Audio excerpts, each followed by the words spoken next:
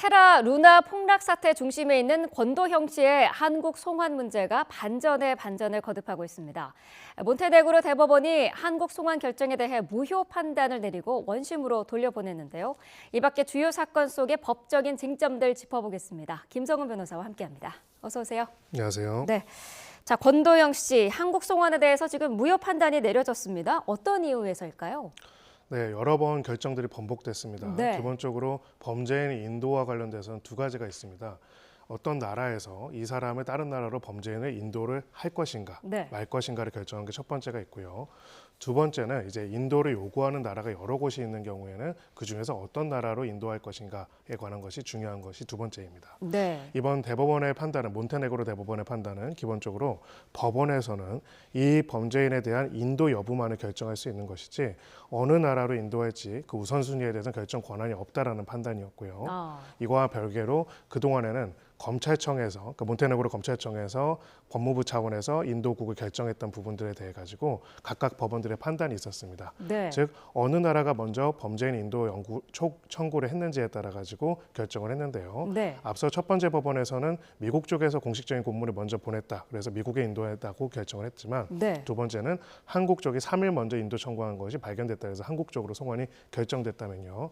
이번 대법원의 판단은 누가 먼저 요구한 거랑 별개로 이거는 법무부 장관이 결정할 일이다. 이렇게 판단했다고 볼 수가 있습니다. 네, 결국 이제 법무부 장관의 판단에 따라서 어느 쪽으로 송환될지가 결정이 될 텐데 경제사범의 최고 형량을 비교를 해봤을 때요, 미국 형량이 현저히 높다고요?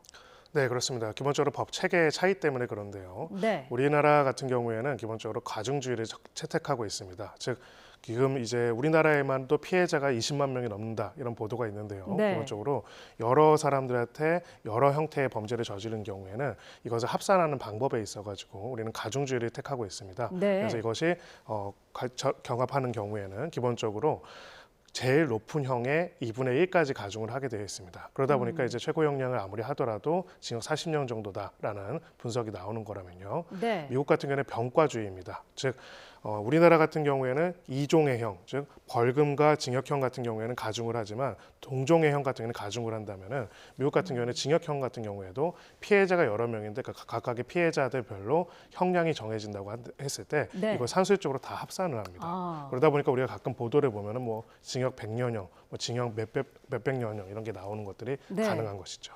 그래서 지금 여러 차례 권도형 씨 측에서는 한국 송환을 바라는 쪽으로 좀 얘기를 하고 있지 않았습니까? 네, 실제로 이렇게 번복이 계속된 이유 중에 하나가 바로 권도형 씨 측에서 항소를 했기 때문입니다. 네. 최초에는 이제 미국으로 인도하는 결정에 대해서 권도형 씨 측에서 항소를 했었고요. 네. 여기에 대해서 다시 또 법무부 차원에서 다시 항소 이의 제기를 해가지고 이번 결정이 나온 건데 아무래도 기본적으로 이제 국적이 한국 국적이기도 하고 또 네. 무엇보다도 형량에 있어서도 차이가 굉장히 크기 때문에 한국 송환을 그동안 요구해왔던 것으로 보입니다. 네. 자, 이제 송환국 결정이 원심으로 다시 돌아간 상황인데 국내 재판에도 영향을 미칠 수밖에 없겠죠?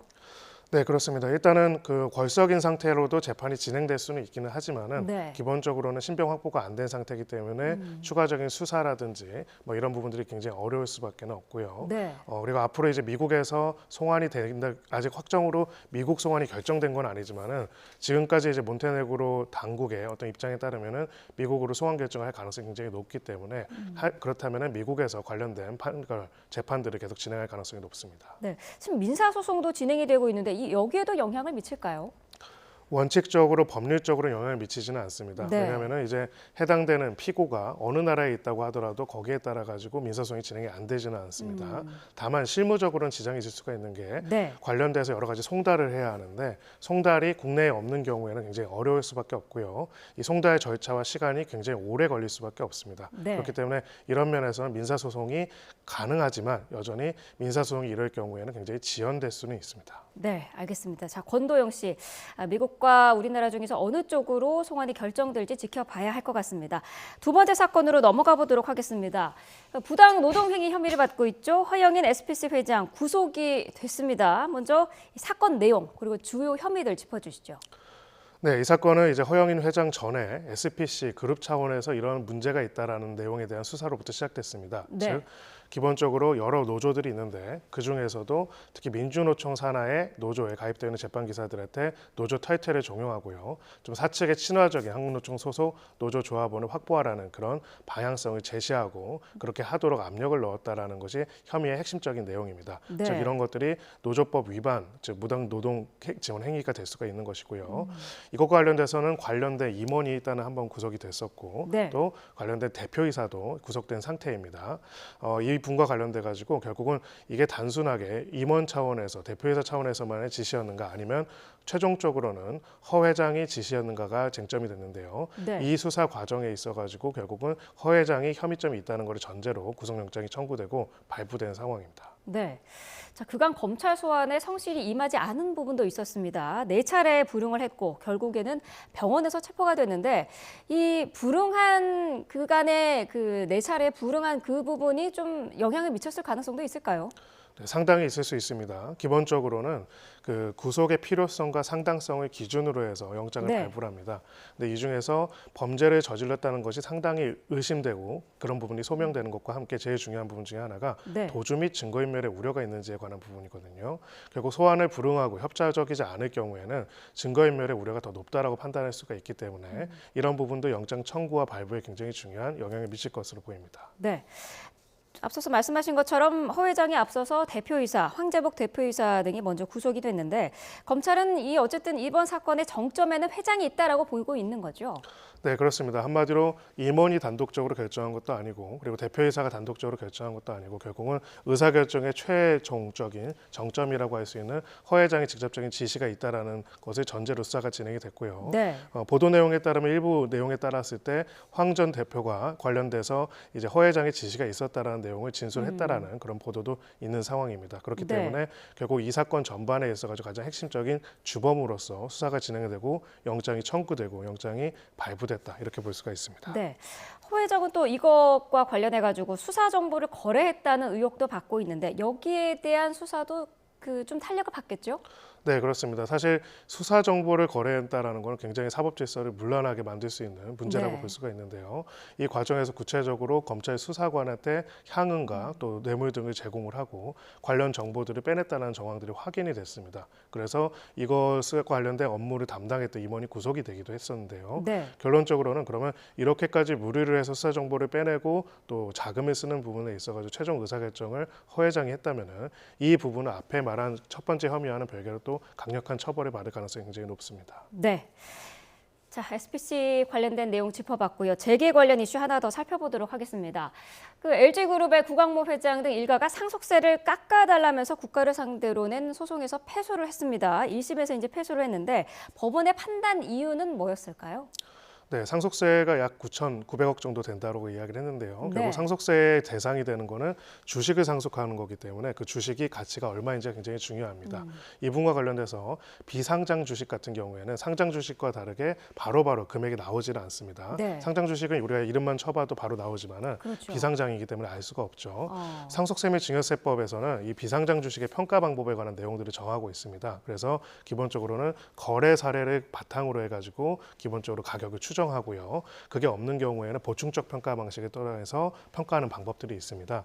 이분과 관련돼서 이 과세 처분의 대상이 되는 LG CNS 주식, 이 주식에 대한 비상장 주식 가치 평가로 본 거래 사례가 이 가치 평가에 적절하지 않다는 것이 이제 회장 측의 입장이었고요. 네. 이거와 관련돼서 결국 법원은 국세청에 관련된 세무서에 관련된 비상장 주식에 대한 가치 산정이 문제가 없다라고 판단을 내려서 원고의 청구를 기각한 그런 사건입니다. 네, 결국에는 지금 주식 가치 산정이 잘못됐다는 LG의 입장을 받아들여지지 않은 그런 상황인데 전체 상속세는 9,900억 원인데요. 여기에 승소한다고 해도 환급액이 여기에 비해서는 상당히 적지 않습니까? 네, 보도에 따라 다르게 하지만 100억 혹은 뭐 네. 100억 내외가 될 것이다 혹은 100억보다 더 낮을 수도 있다는 이야기가 있습니다. 네. 그래서 결국은 전체 상속세에서 그게 크지 않은 금액인데 물론 그 금액 자체가 굉장히 크긴 하죠. 그렇죠. 네. 네, 왜 했느냐? 여기에 대해서 일부 보도에 따르면은 LG CNS의 비상장 주식 이 비상장 회사인데요. 주식 가치가 얼마인지가 또 여러 가지로 중요한 부분이 있기 때문으로 보입니다. 즉 얼마로 인정이 돼서 증여세가 상속세가 과세가 됐다고 한다면은 앞으로도 이것이 하나의 표준이 될 수도 있고요. 이 네. 부분에 있어가지고의 부담이 있을 수 있기 때문에 그 비상장 주식의 가치 산정의 기준과 내용에 대해 가지고 다투는 것이 좀 핵심적인 취지였다 이렇게 보입니다. 판례가 만들어지는 거군요. 네, 그렇습니다. 실제로 이 부분과 관련돼 가지고는 상속세와 관련돼서 상장 주식 같은 경우는 좀 가치 산정이 명확한데 네. 비상장 주식 같은 경우에는 늘 논쟁이 있습니다. 즉 구체적으로 거래 사례 같은 경우에도 모든 거래 사례가 대상이 되지는 않고요. 네. 일정 금액 이상, 일정 지분 이상이기는 하지만은 이 부분과 관련돼서 아무래도 평가가 들어가는 부분이 있다 보니까 여기에 따라서 금액 차이가 커진다는 점에 있어가지고는 특히나 재계에서는 굉장히 관심을 가지는 주제다 이렇게 볼 수가 있습니다. 그렇다면 LG에서도 항소를 계속 이어갈 것 같은데 쟁점이 어떻게 될까요? 네, 역시 비상장 주식의 가치 평가에 관한 것이 핵심적인 것이 될 것이고요. 네. 특히나 국세청이 판단의 근거로 삼은 거래 사례가 이 비상장 주식의 거래 사례로 볼 수 있는 적격성이 없다, 다른 사례가 있다라거나 그런 부분에 대한 문제 제기를 할 가능성이 매우 높아 보입니다. 네, 알겠습니다.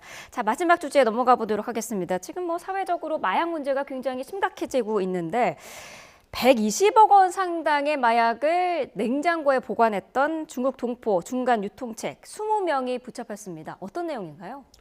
네, 지금 관련돼서 총 20명 중에서는 유통책도 있고요. 투약자도 있는데 결국은 유통과 그리고 판매 그리고 투약자들이 전체적으로 검거가 된 그런 상황입니다. 네. 이 사건에 있어서 중요한 의미는 결국 관련돼서 128억이라고 했는데요. 수십만 명이 또 투약할 수 있는 분량이라고 하니까 굉장히 큰 규모라고 볼 수가 있고요. 네. 유통이 어떻게 이루어져 있고 어떻게 범죄가 진행되는지를 파악한다는 점에서 굉장히 중요한 것이라고 볼 수가 있습니다. 네. 실제로 보면은 SNS를 통해서 서로 모르는 상태에서 지시를 받고요.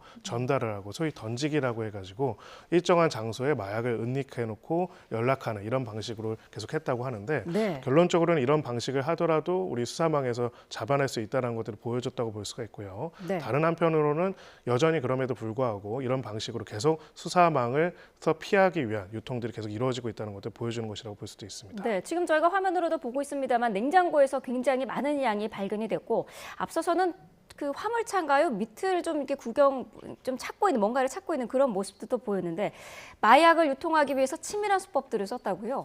네, 그렇습니다. 그래서 기본적으로는 통신 기록이 남지 않도록 하는 방식으로 이제 SNS 채널을 통해서 연락을 주고받았다라고 하고요. 네. 또 이 수사가 밝혀지지 않도록 하기 위해 가지고 관련된 기록들을 임의로 삭제했다고도 합니다. 그리고 무엇보다도 이제 던지기라는 수법으로 하기 때문에 네. 서로 얼굴을 보고 거래하는 것이 아니라 어떤 장소에 넣어놓고 그냥 연락을 하는 이런 방식을 계속 주고받았다고 하는데 네. 결론적으로는 그럼에도 불구하고 이제 적발이 됐다라고 볼 수가 있고요. 다른 한편으로는 이제 마약과 관련된 수사에서 핵심은 기본적으로 유통망을 붕괴시키는 것이 핵심적인 내용이 될 수밖에 없습니다. 네. 그런 면에 있어서 계속적으로 진화하고 있는 이런 방식의 범죄를 어떻게 대응할 것인지를 또 찾아내야 하는 것이 과제가 될 수도 있고요. 또 아까 가정집 냉장고를 봤는데 보통 네. 우리가 마약 유통하면은 거대 범죄 조직들이 나서는 걸로 보지 않습니까? 그렇죠. 그만큼 이제 마약 유통에 참여하고 있는 범죄 집단들도 굉장히 소형화되고 다양하게 다층화되고 있다는 것 또한 이번 사건을 통해서 보여줬다라고 볼 수 있습니다. 경찰은 어쨌든 윗선은 중국에 있을 것으로 지금 보고 있는 상황인데 국내 조직은 이번 그 검거로 파악이 좀 됐다 이렇게 볼 수 있을까요? 네, 그 중에 하나가 아닐까 싶습니다. 결국 이제 더 큰 형태의 유통이 있을 것으로 보이고요. 네. 실제로 마약 사범 자체가 크게 늘어나는 상황이라면 유통망이 굉장히 많다라고 볼 수밖에 없습니다. 중요한 거는 이제 국내에서 어떻게 유통했는지도 중요하지만은 네. 그리고 이거를 국내로 어떻게 반입했느냐 그것도 굉장히 중요하겠죠. 결국은 이 원점을 찾아내고 제대로 처단하는 것이 굉장히 중요하다고 볼 수가 있습니다. 네, 윗선이 중국에 있다면 국제 공조도 필요해 보이는데 앞으로 수사 어떻게 진행될까요?